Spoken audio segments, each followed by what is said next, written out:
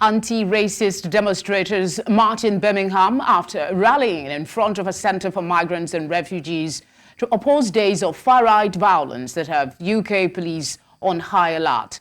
The protesters rallied outside the Refugee and Migrant Centre, ready to defend against the far-right protests that never materialized.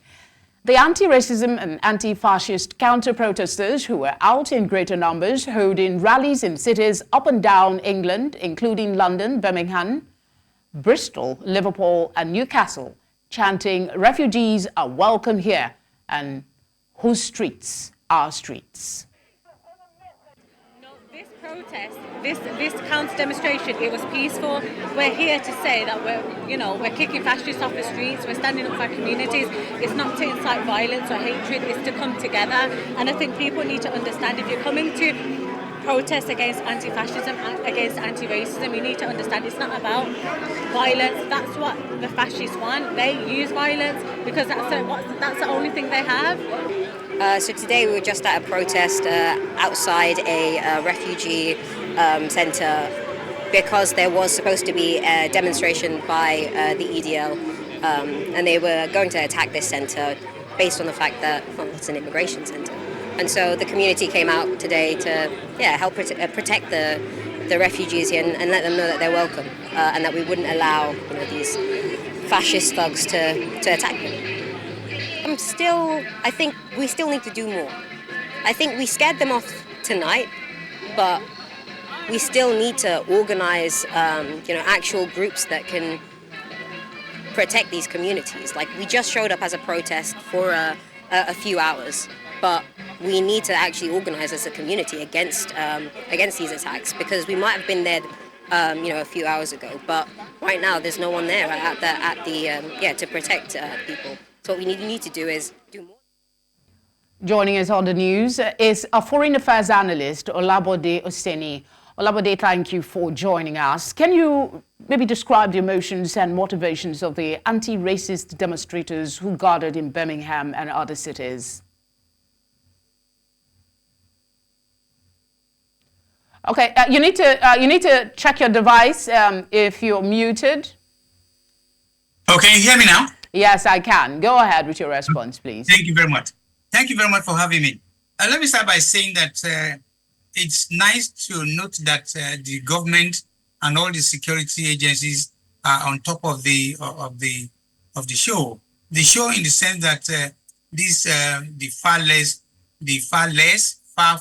left, unemployed guys. And I'm sorry, I'll try to control the words I'm going to use to describe them. They are just like starting a war they cannot win. It's not going to work, especially a country like United Kingdom, where almost about 60-something% of the people are immigrants. So you cannot just wake up one day and want to drive them away.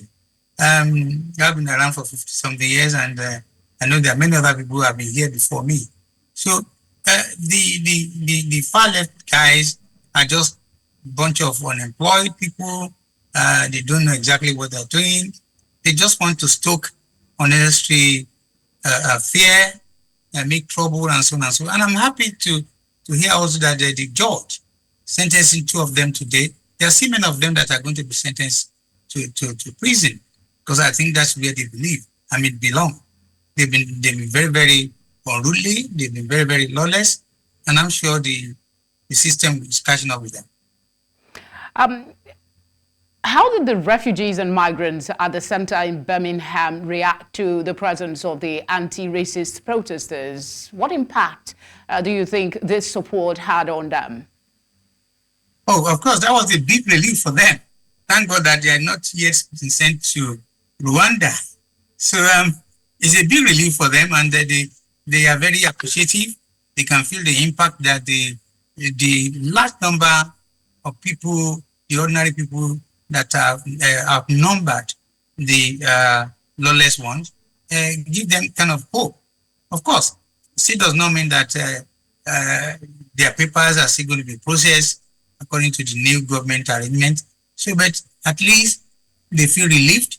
They feel that at least they are safe, because the other side the far left boys, they just there to want to destroy, want to maim, want to kill, and do terrible things to people. And they're in the minority. And I think, again, like I said, it's a nice thing to know that the government and security agencies are on top of it.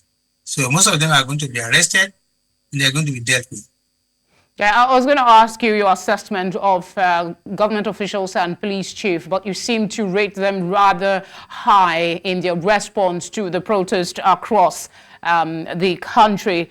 Could you maybe talk about protesters continuing to appear in court? What kind of charges will they be looking at? Well, generally, public when in this country, when you go out, everybody have the right to protest, but you don't have the right to disrupt or disturb the public peace. So once you do that, you're going to find yourself in trouble, and that's what most of them are going to be charged for. So the people protesting against them, they are very lawful, they are very peaceful, they don't make any terrible things like the other one are doing. And that's why I think the anti-racist protesters, they're doing very well because they come out en masse. There are more people that believe that this kind of attitude or behavior has no place in the UK. UK belongs to many immigrants, and there's no reason that anybody, few of them, to start stoking protests or problems, because most of them are bullies. Most of them are like unemployed ones, and they try to frighten people. Start problems. They think. We'll have to leave it there for now, but I'm saying thank you for giving us your time and providing your thoughts for us. Thank you very much for having me.